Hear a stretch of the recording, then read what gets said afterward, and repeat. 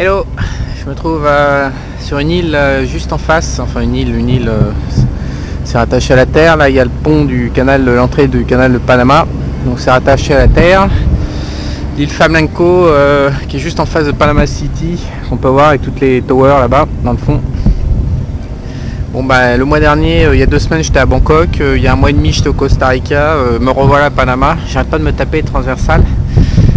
J'ai perfectionné le décalage horaire, la gestion, hein. Ça marche un peu mieux avec mon corps.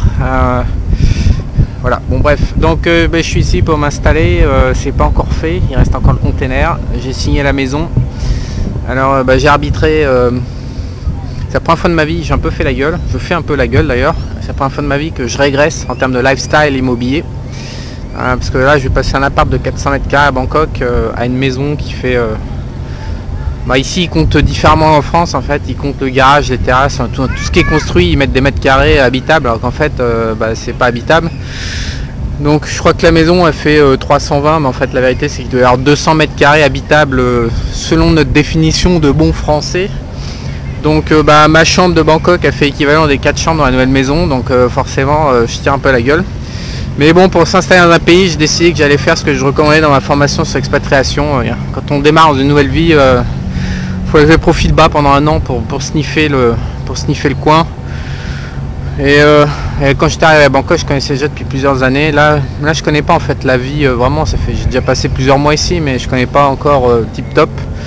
Donc du coup, je lève au profil bas. Voilà, petite maison. J'ai joué à la sécurité. J'ai pris une community gate security, donc toute contrôlée avec des murs d'enceinte à l'américaine, tout ce que les Français détestent. Voilà, c'est ce que j'ai pris. Donc voilà. Personne qui rentre, personne qui sort de l'enceinte avec toutes les maisons dedans sans être contrôlé, avec piscine, muscu et tout le bazar, les trucs de service à l'américaine.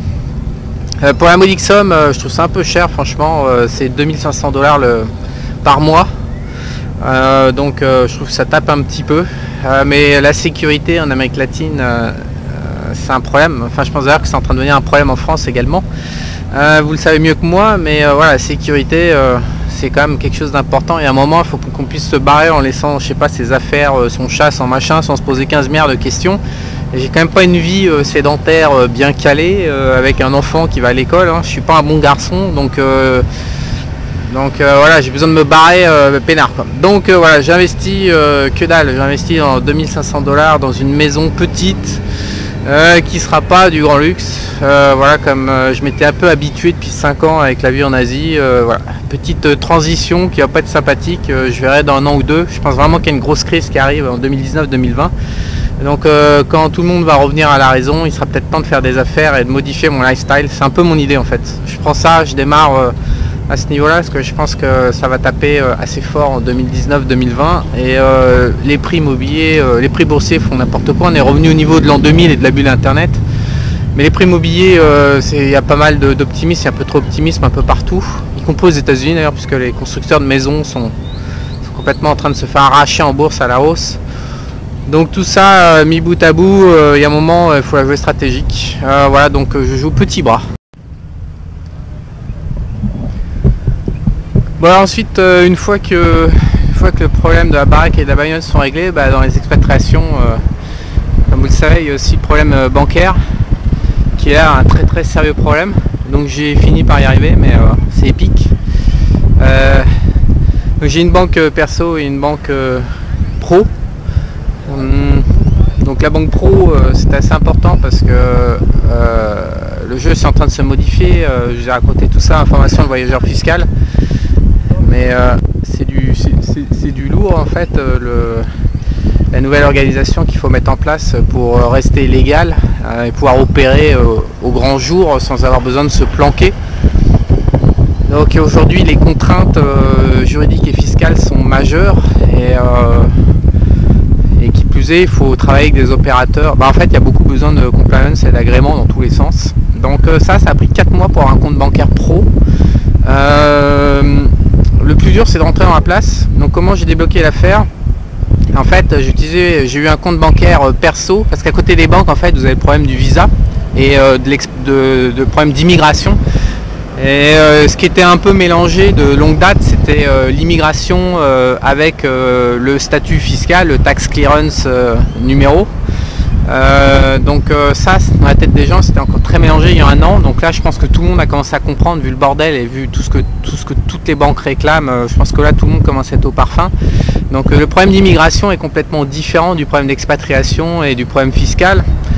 Donc avec l'immigration ici, en tant que Français, il y a un programme d'expatriation que je vous recommande très fortement parce que c'est un des plus friendly du monde en fait. C'est une des meilleures opportunités. Donc en tant que Français, vous avez le programme Friendly Nation qui vous offre pour 5 ans une carte d'identité. Au bout de 5 ans, on peut demander pour une nationalité, ce que je vais faire d'ailleurs, donc avec un nouveau passeport. Mais donc ce programme s'obtient via l'ouverture d'un compte bancaire avec une somme toute modeste puisque c'est 5 000 $, 6 000 $, je sais plus. Et ces 5 000 $ ont été déposés dans une banque perso. Et donc immédiatement il faut obtenir l'agrément de la banque perso, ce qui pose déjà des problèmes, même pour des Français, puisqu'ils commencent à tout contrôler. Moi ça a pris 3 semaines où ils ont contrôlé mes assets au Costa Rica, ce qui a aidé je pense, parce que étant déjà dans la région avec quand même $1 million, 5 maisons, ça a aidé quand même à ouvrir, mais ça a déjà traîné et c'était l'an dernier. J'imagine que cette année c'est encore plus dur. Toujours est-il qu'une fois que vous avez votre compte bancaire perso, ce qui se passe, c'est que j'ai voulu ouvrir un compte bancaire pro dans une banque spécialisée avec le e-commerce, parce que je reste quand même un fan du online business. Et il s'est rien passé, j'ai pris un avocat, j'ai pris des procédures, des machins, des trucs, et puis en fait, quéquette, que dalle. Donc ça a duré 4 mois. En 4 mois, quéquette, on me renvoyait, on me demandait des documents, et puis en fait, grosso modo, on me faisait attendre quoi. Grosso modo, je sais pas ce qu'on me dit. Vous savez que dans les pays émergents, souvent, que ce soit en Asie ou en Amérique latine, les gens disent jamais non. En fait, c'est oui ou il se passe rien. Donc quand on arrive de France, au début on sait pas bien ce qui se passe. Donc en fait c'est très simple, c'est soit oui tout de suite ou soit il se passe rien. Donc là il se passait rien, donc c'était non en fait. Il se passe rien égal ça veut dire non. Je pense que tous les expatriés en pays émergents le savent. Non égale j'ai commencé à modifier parce que j'en avais plein le cul d'attendre. Donc en fait j'ai rapatrié mon argent pro sur un compte perso dans ma banque du Panama. Et je leur ai proposé d'envoyer l'argent directement depuis mon compte perso du Panama, de la banque, sur leur compte bancaire pro. Et là en une semaine j'ai eu mon compte. Donc c'était bien ce que j'avais soupçonné, à savoir qu'il y a un gros problème. Tout le monde a peur, tout le monde a vraiment très peur, spécialement au Panama à cause du Panama Papers. Les mecs sont complètement flippés en compliance, mais complètement flippés à un point qu'on ne devine pas. Et donc le fait que j'arrive et que je fasse porter le chapeau à ma banque perso pour l'origine des fonds, ils n'avaient plus de problème. Donc là le compte s'est ouvert, en une semaine j'avais mon application, mon internet banking, j'avais tout ce qu'il fallait pour commencer à travailler. Donc souvenez-vous, le plus dur c'est le premier compte bancaire, et ensuite débrouillez-vous pour plus rentrer d'argent depuis l'extérieur dans un premier temps, histoire de construire la relation de confiance. Et aller ouvrir une compte bancaire pro par exemple avec une société digne de ce nom. Voilà, donc compte bancaire pro, immigration, je vais avoir la carte d'identité définitive normalement sous un mois, il y a un mois de retard. De toute façon il y a eu du retard partout dans les procédures, il y a entre 1 et 3 mois de retard sur tout ce que j'ai tenté. C'est pour ça d'ailleurs que je suis en retard également pour mon container et mon installation définitive qui aurait dû être faite déjà le mois prochain, qui va être faite en fait que fin avril. Tout part, mais je pense qu'on est dans une période de l'histoire unique où avec l'installation du CRS qui est l'équivalent de FATCA qui a été mis en place en 2014 pour les Américains, tout ça stresse parce qu'il y a des conséquences majeures, tout le monde a peur de se faire taper sur les doigts en gros, donc tout le monde y va très lentement, donc ça crée en chaîne des retards pour toutes les installations. Je pense pas que ça va continuer comme ça des années, mais je pense que pour les 2-3 prochaines années toutes les procédures vont être à la base assez compliquées à mettre en œuvre. Toutes les procédures, toutes les démarches, toute forme d'expatriation, tout ça va frotter en fait. Ça va frotter, il faut pas s'énerver, il faut juste prendre faut juste être très patient, d'autant qu'en fait c'est jamais non. En fait, finalement, quand on est assez, on s'aperçoit qu'on finit par arriver à tout ce qu'on veut avoir. C'est juste qu'il faut insister, pas s'énerver, et puis comprendre le système dans lequel on est actuellement. Je pense que Panama c'est vraiment un excellent compromis pour vivre. Comme j'ai déjà dit dans une autre vidéo, il n'y a rien d'exceptionnel, mais la liste des avantages, des petits avantages est très longue, et c'est un des endroits, par exemple, c'est une des seules villes au monde, on va dire développée, hein, parce qu'il y a quand même 1 million d'habitants dans le coin, là, dans les tours, et c'est l'une des seules villes au monde en fait où il y a la mer. Il y a très peu de villes, la mer et le soleil, parce qu'il y a pas mal de villes développées où il y a comment il y a la mer mais il n'y a pas le soleil, donc skier comme c'est le cas actuellement en Europe, sans moi. J'ai fait mon interconnexion à Amsterdam, c'est une violence folle. Je suis resté 20 minutes en train d'attendre une correspondance qui n'arrivait pas. Je suis resté 20 minutes dehors, j'ai cru que j'allais crever. Quand on est habitué au soleil comme ça depuis 10 ans, le retour à l'hiver c'est un truc qui est vaguement impossible. À moins d'aimer ça, c'est vaguement impossible techniquement, le corps refuse. Et donc je trouve que la vie avec le soleil 12 mois sur 12, si on peut se la payer, il faut se la payer, parce que c'est quand même avec le ciel bleu tous les jours, 12 mois sur 12 encore une fois, c'est un confort de vie énorme. Et donc à partir du moment où on cherche des villes comme ça à développer avec du soleil 12 mois sur 12, en fait les possibilités sont assez rares.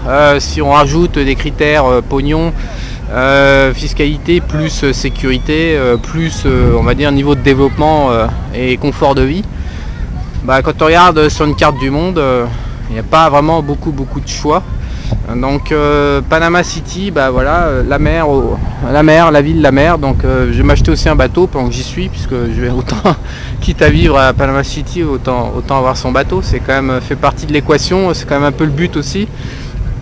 Mais voilà, c'est du ski nautique, c'est des excursions, c'est en 1 heure d'avion on peut être dans les Caraïbes, de l'autre côté à Boca del Toro et toutes les îles, Aruba et compagnie, pour faire du kitesurf, etc. Rien n'est parfait, encore une fois, parce que souvent les gens qui cherchent un pays qui me contactent, j'en reçois moins d'ailleurs des demandes en ce moment, je sais pas pourquoi, mais les gens qui m'ont, j'ai quand même, je sais pas, reçu 1000, 2000 demandes de gens qui cherchaient un pays, voilà, qui m'écrivaient que le Costa Rica ou la Thaïlande c'était de la balle. Oui, c'est de la balle, mais enfin en même temps c'est jamais parfait. Et je trouve qu'il faut pas être blanc ou noir, les expatriations, mais c'est comme la vie en France, hein, tout est gris, voilà, donc il faut faire colonne plus moins. Enfin moi j'ai fait à la fin j'ai fait colonne plus moins.